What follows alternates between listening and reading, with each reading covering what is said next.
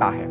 Quotation है, people will throw stones at you, लोग आप पर पत्थर मारेंगे, don't throw them back, collect them all and build an empire. कितनी प्यारी बात है, कितनी खूबसूरत बात है।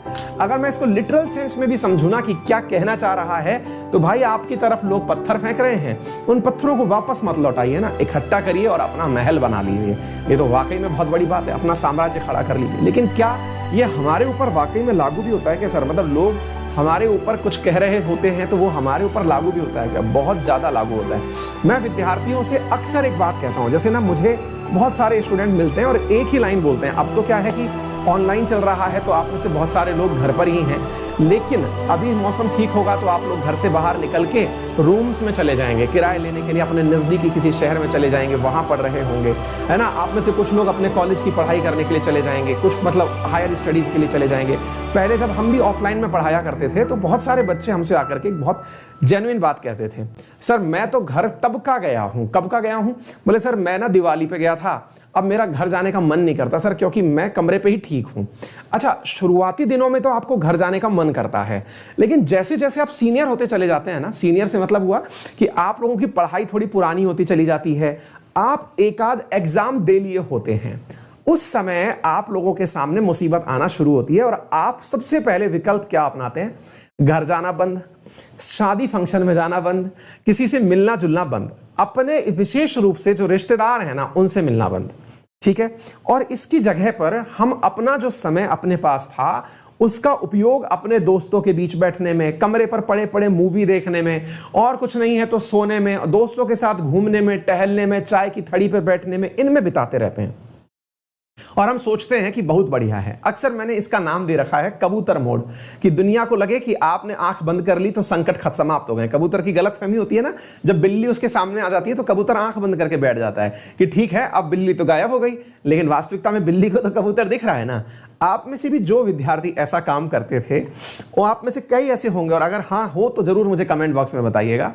उनसे मैंने जिनसे भी पर्सनली मिला उन सबको मैंने एक ही गाइडेंस दिया और यही कहा, जितना हो सके घर जाएं, जितना हो सके। अगर आपको मिल रहा है, मैं अपनी बताऊं, जब भी मैं पढ़ता रहा हूं मेरा टारगेट होता था कि 15 दिन में घर पहुंच जाना है, और घर पहुंच करके कैसे भी, आप कहेंगे सर आप तो शादीशुदा थे तब भी पढ़ रहे थे, मैं बाहर जब भी पढ़ा हूं, मैं आईआईटी में था तब भी 15 दिन में घर आ जाता था, कैसे ना कैसे जुगाड़ लगा के, चाहे ट्रैवल में ही रहूं मैं पूरे टाइम, लेकिन घर आना।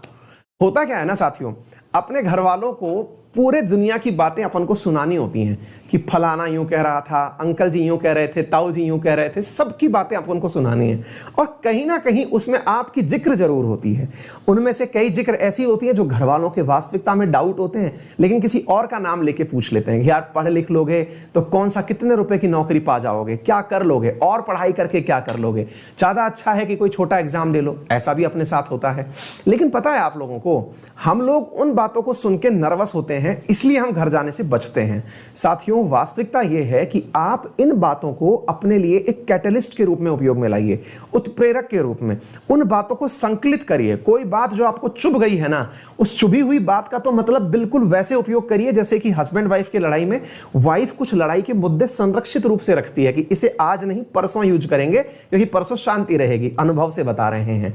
ऐसे ही आप भी यूज करिए उसे। कैसे? कोई बात आपको लगी कि हाँ यार ये तो बहुत ही जलील कर दिया है, मतलब फुल बेइज्जती हो गई है, और भाई को चाहिए फुल इज्जत, तो ऐसे जो मुद्दे हैं ना आपके, उन्हें अपनी नोटबुक में बढ़िया सजा सजा के लिखिए। किसी ने आपकी काबिलियत पर संदेह किया, लिखिए कि हाँ भाई ये कोटेशन इन भाई साहब ने हमें दी थी कि इनसे कुछ ना हो पाएगा, देखते हैं ये सही या हम सही। फिर कोशिश करिए। देखिए आपको किसी से मोटिवेशन की जरूरत नहीं है। हमें लगता है कि दुनिया की कई हुई बातें सकारात्मक रूप से अगर ले ली जाए ना, तो आदमी एकदम बिल्कुल फ्रंटियर मेल होकर हुसैन बोल्ट हो जाएगा, है ना। और आप यकीन मानिए आपके लाइफ में भी ऐसे बहुत सारे एपिसोड हुए होंगे। मेरे कहने से ही सही, उन लोगों के बीच जाइए जिनकी क्रिटिसिज्म से आप डरते हैं, बैठिए और अपने आप को बोल के प्रूव मत करिए, उनको डिफेंड मत करिए कि आप क्या कर रहे हैं, क्या कर सकते हैं, कतई नहीं। सुनिए, केवल वन साइडेड सुनिए और सोचिए कि ये सही है या मैं सही हूं। अगर मैं सही हूं तो प्रूव करके रहूंगा, और यकीन मानना आपकी जो रफ्तार है, समय बर्बादी तो छोड़िए, आप एकदम भगे आएंगे, आप ट्रेन में पढ़ते हुए आएंगे और पढ़ते हुए जाएंगे, गारंटी मान लीजिएगा। इतना तरीके से काम करता है। तो आइए इसी नोट के साथ सेशन की शुरुआत करते हैं। मेरे साथ में हैं बलराम, सुपिया, कविता, सौभाग्य, सुष्मिता, अर्थशून्य, राखी, लवकुश, भजनलाल, विनोद, सौभाग्य, अमिया, प्रभात, भजन, सभी साथियों को very good morning. Session share करिए और ऐसा कुछ आपके साथ भी हुआ हो तो मुझे जरूर बताइएगा कि हाँ सर ऐसा हुआ तो हमारे साथ भी है। चलिए आगे बढ़ते हैं साथियों।